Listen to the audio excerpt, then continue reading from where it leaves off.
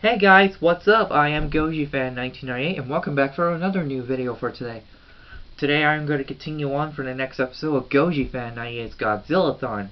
Today we're on the 17th entrance in the Godzilla franchise with Godzilla vs. Biollante, which is my all-time favorite Godzilla film for the Heisei series. Okay, so Godzilla vs. Biollante has an interesting history we're going to discuss about. Let's begin. Before we begin, I wanted to say this video is requested from a fellow fan of mine and my friend and supporter named Brittany. She asked me if I want to review the movie, so here it is. Brittany, if you're watching this, I want to say thank you so much for waiting patiently. Here is my review of Godzilla vs. Biollante. So let's get on to it. Following after success at the box office of The Return of Godzilla, Toho decided to continue on from making the next Godzilla movie. For the Godzilla series to have to continue move on. After Teruyoshi Nakano retired his special effects director work after Princess from the Moon, a new special effects director was hired by Koichi Sugiyama. He will continue to do so for the rest of the remaining of the Heisei series. But now, shortly after The Return of Godzilla was released, the 84 Goji suit was stolen, but it was never being found for years. So Toho made a new costume for Kazuki Sugiyama, and this time this new costume was very perfect. It made him easier for him to walk, and it became a fan favorite design ever, which would include my friend and my fan, Gojira Girl, marks that Goji was her favorite Godzilla design ever, and it makes Godzilla vs. Biollante her favorite movie.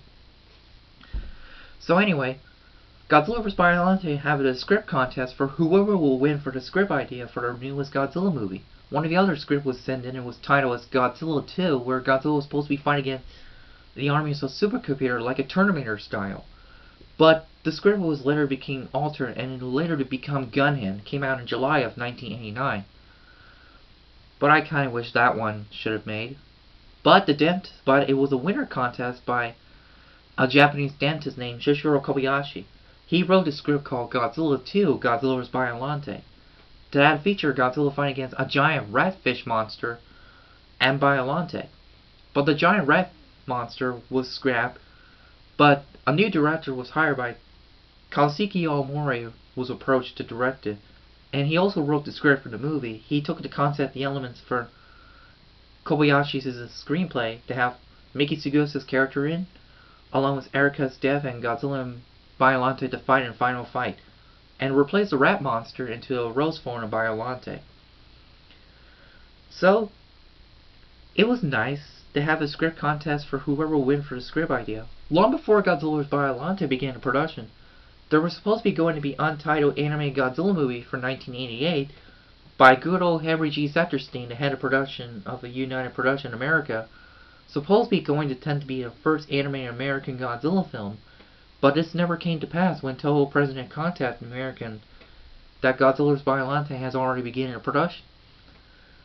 But the idea of having the animated Godzilla movie was later to be used for the animated Godzilla trilogy in 2017 to 2018, but I will save it when I get there.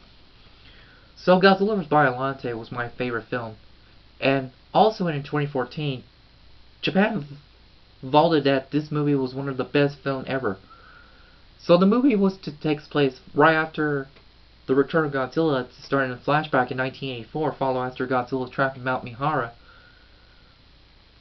And we have a new music composer who was hired by Koichi Sugiyama. And if you're a Dragon Quest fan out there, if you probably know that if you're a Dragon Quest fan, that Koichi Sugiyama does make compose appearances in Dragon Quest video game series. Also, Sugiyama also worked for the intro theme for The Return of Ultraman. And the movie was also continuing using his Dodge music from Akira Ifukube.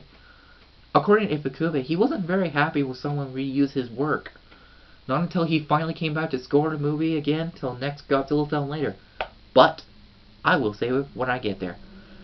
Also, a friend of mine, Brittany, met Koichi Sugiyama himself, which is I put in the description below after I got permission. So you check it out, her trivia video of Koichi Sugiyama himself. And the movie had featured an actress who portrays Miki Saegusa, and Also in 2018, I met that actress herself in GFX of 2018. She's a very nice person. And she's very nice.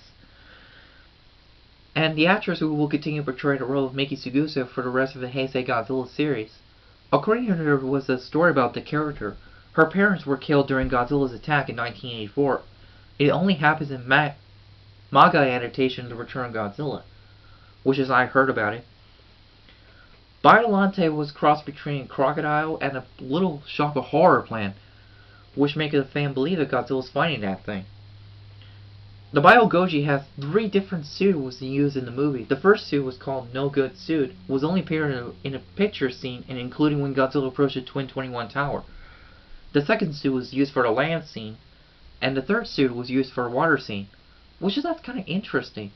Also, like in the last film, The Return of Godzilla using the suit and animatronic Godzilla was used in the film, like animatronic King Kong style, which that came up in the idea, because they use any of the stun parts so that to ensure nothing damaged in the suit or so.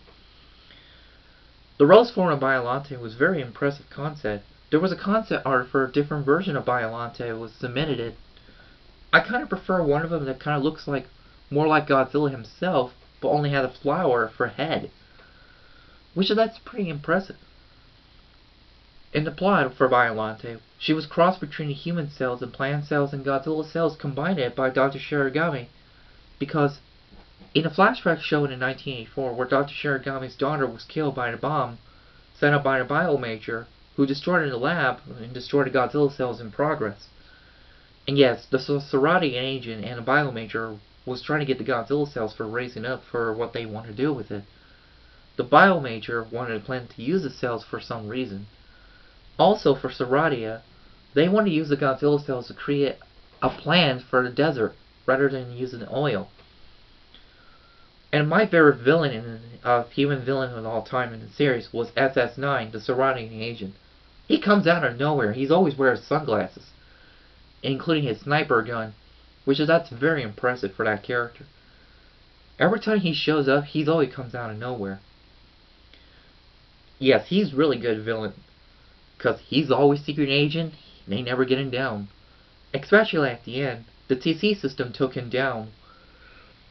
And yes, the military had 2 new weapons to use against Godzilla. The first was a super weapon called Super X2. In the previous film, the Super X was destroyed by Godzilla, and they have a new weapon for Super X2 with a fire mirror. To use it for Godzilla to breathe fire out of the mirror, it'll force back into Godzilla, but if it used too much, the diamond might start to melt.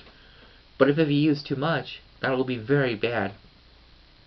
And finally, when the anti-Godzilla units were on high alert, they created a new weapon called anti-nuclear energy bacteria. It was designed to kill Godzilla by consuming all radiation inside of him. But it will not work while Godzilla's body temperature is low because he's a cold-blooded creature. So the military was trying the best they could trying to get Godzilla's body temperature rise up in the heat. But for a final fight in Biollante, spit radioactive acid all over him and caused the body temperature to hide up more. Until Godzilla finally collapsed till he landed on the water. It's kind of like if you take a NyQuil, then it'll knock you out for a couple minutes or so, depending on if you take it in time. Yeah, it's kind of like that, from my opinion. Miki Saegusa will always be my favorite character, because I really like that character so much. She was a very sweet and very nice character in the world. Including the actress who portrays her, she did a very great job. And also at that time, I kind of like the music. Sugiyama did a great job, including Super X2 theme was very impressive. Including a fight between Godzilla vs Biollante was very impressive music ever. Sugiyama did a great job, and I really love the score. But when the movie came out, it failed the box office in Japan, but the movie was never ever released theoretically here in the United States. But HBO got the rights for the film with the English dub on VHS only. Until 2012, we finally got an official copy on Blu-ray for the first time along with DVD. So yeah, and I really love this movie so much. When I was a kid, I just couldn't stop watching it so much because I was a big Godzilla fan. I really love it. And it's kind of really great. And there was supposed to be one movie that was supposed to be connected to the Heisei series as well.